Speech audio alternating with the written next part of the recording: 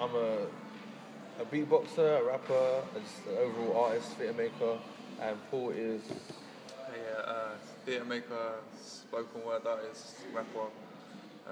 And we combine our skills to come together to make a company, Beats and Elements, and to make theatre and performance and what have you.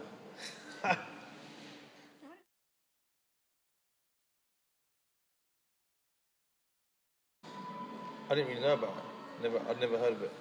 And I don't live that far from here. But I hadn't ever heard of it.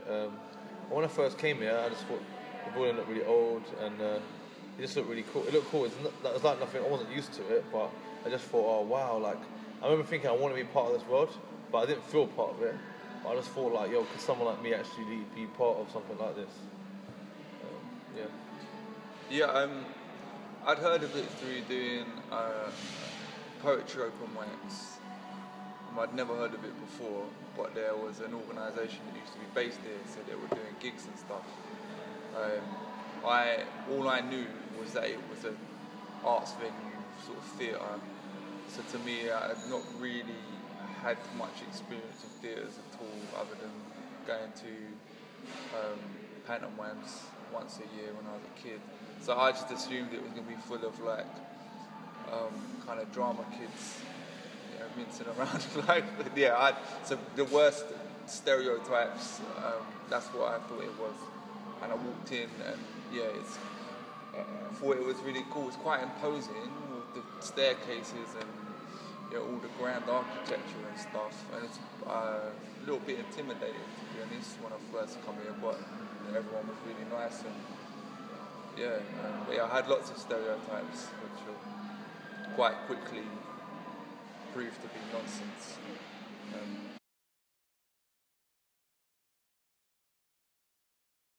Often me and Paul would have conversations about a lot of the performance that we saw didn't relate to us.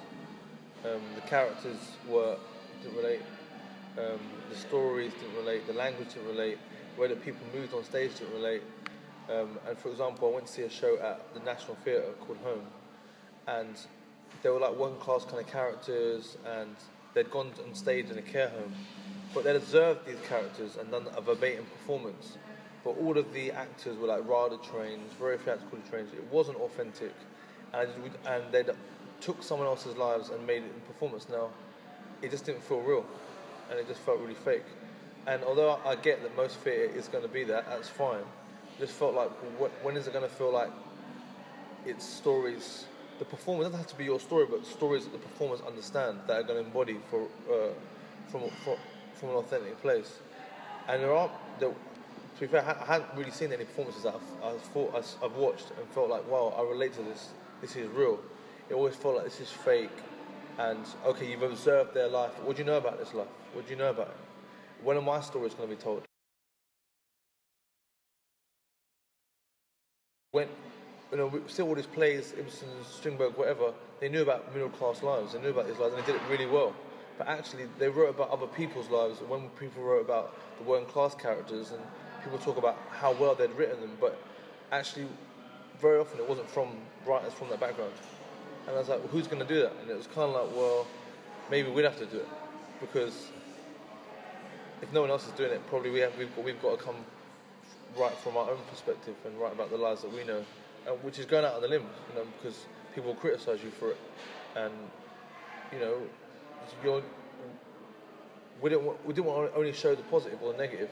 When people aren't from a certain background, I'm one class who grew up in a council estate and I'm half Indian, but if someone else writes about that life, they've either got to romanticise it or they make it really tragic. There can't be a middle ground, because they'll criticise another writer and say, how can you say that? How can you say that they just eat curry all day? We do that.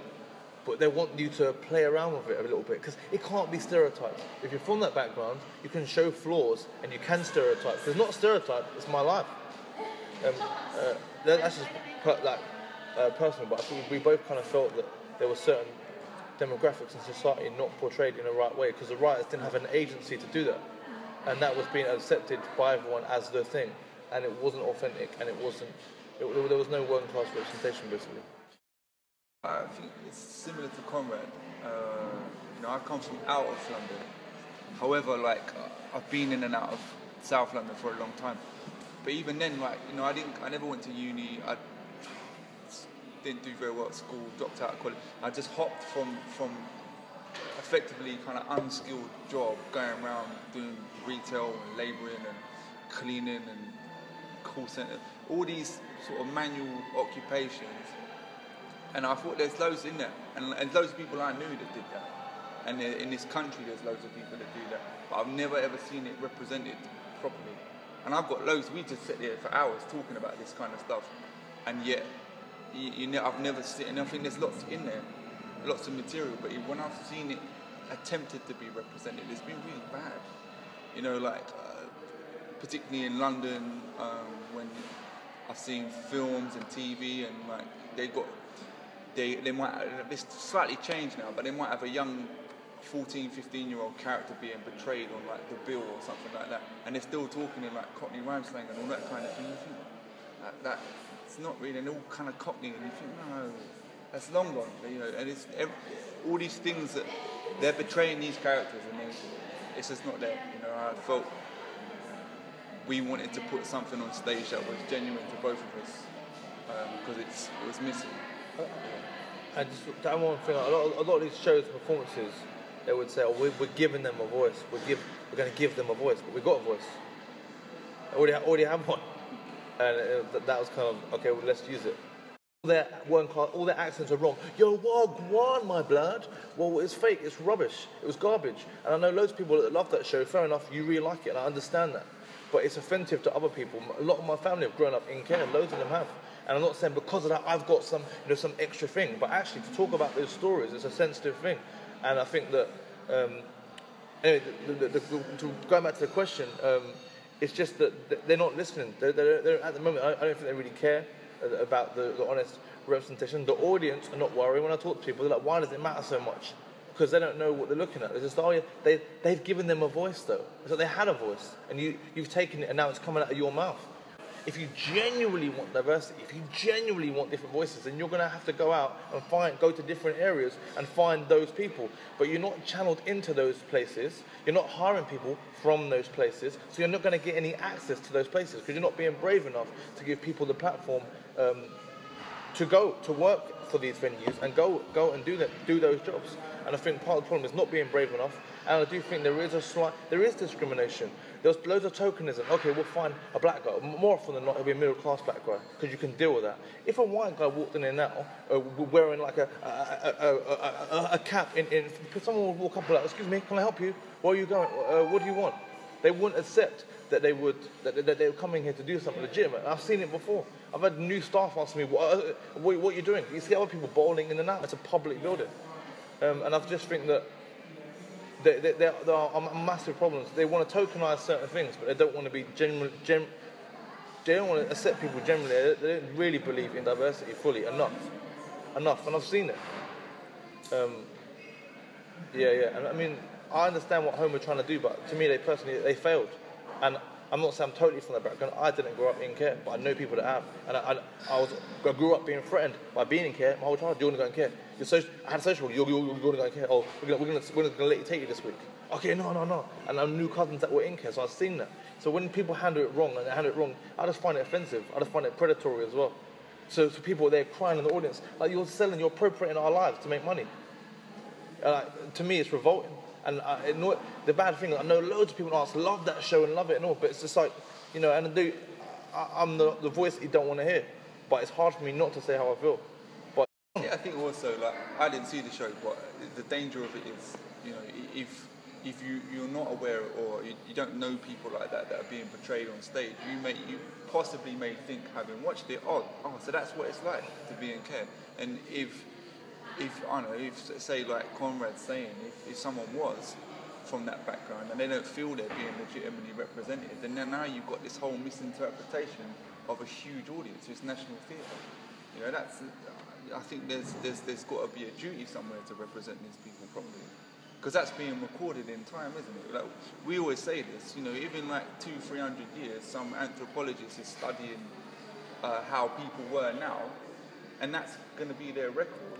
It's the same. Really, it's the same motivation for us to do what we did with that show. It's like we weren't seeing the characters we were putting on stage being represented properly. or being represented at all. And that's a genuine concern. If someone was mining like culture to see what people were like, they'd be like, oh yeah, so they were always good or really bad, or they were just like Phil Mitchell from EastEnders, like constantly depressed all the time. Do you know what I mean? Or really happy. There was never that in between.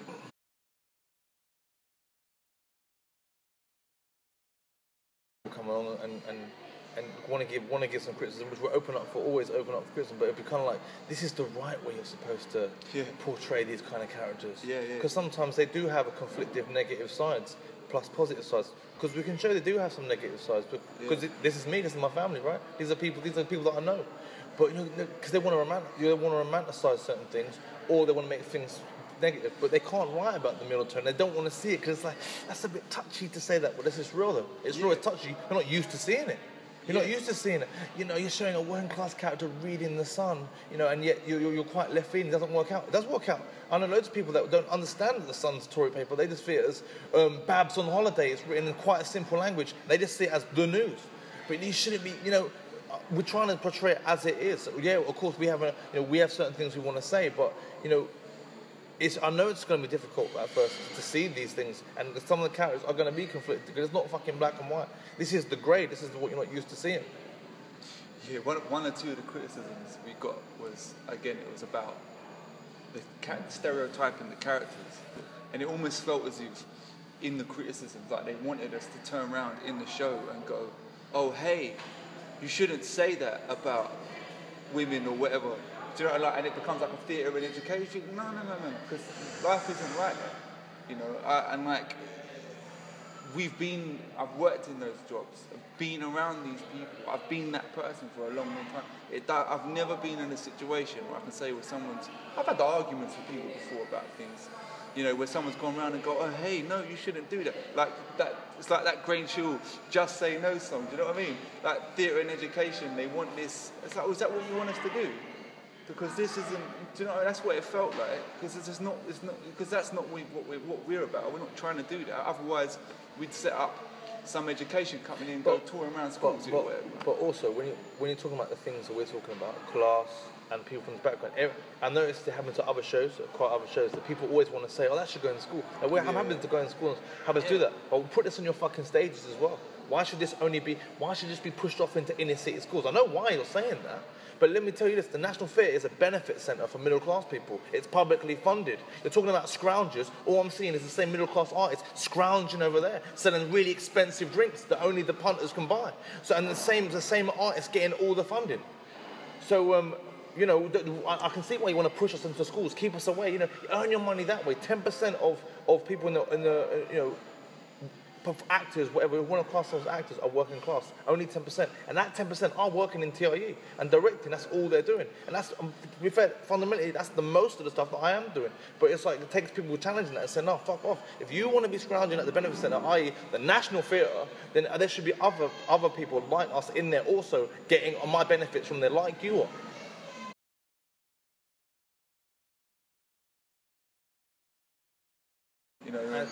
And to relate that to the performance a moment, what was good is looking out into the audience and seeing that there were loads of people. We had a very diverse audience, people that we knew, people we didn't know, and afterwards there was conversations in the bar afterwards, people being like, yo, bro, I know you grew up in the hood, bro. I knew you grew up in the blocks because of that story, because some of the stories that were telling it. And like, it's not because it's a true story, but they were like, I just know from the way that you told the story that was real, I know that. And to me, that was like, that's great. And the thing is, some of the things that people were coming up to me and being like, yo, bro, that part, or were other bits that some of the other people we got to give feedback were like, you need to cut that. And I thought, to me, it said a lot, that the things that people were like, I'm not sure about this bit, or were the bits where people had almost tears in their eyes, to be like, man, I related to that bit so much. And I think that kind of validates it a lot, because a lot of the things, this doesn't make sense, it makes sense to me. But I know it doesn't make sense to you, that's fine. A lot of other things I'm watching don't make sense to me, and you'll want to educate me and tell me why they make sense, and I get why they should make sense. But it doesn't make sense. This makes sense to me, and you're going to tell me why it doesn't. I understand why it doesn't make sense to you, it makes sense to them. And it was great, because it validated it, and even if for those 60 people that came each night, for them it made sense, and even if, we got some good reviews, but even for those people, then it's fine. We did it could... it existed, it happened, it was a moment, it was real. Yeah, we had a lot of young people come, young people that we've worked with in various different capacities, and some of them came like 3 times, and like most of them don't watch theatre. You know, we've worked with them in like, I don't know, like Con's done beatbox workshops with them, etc. But yeah, so they liked it so much they came back like 3 times. You know, it was because they were just into it, and I think a lot of the big thing was seeing 2 characters on stage speaking a language they understood.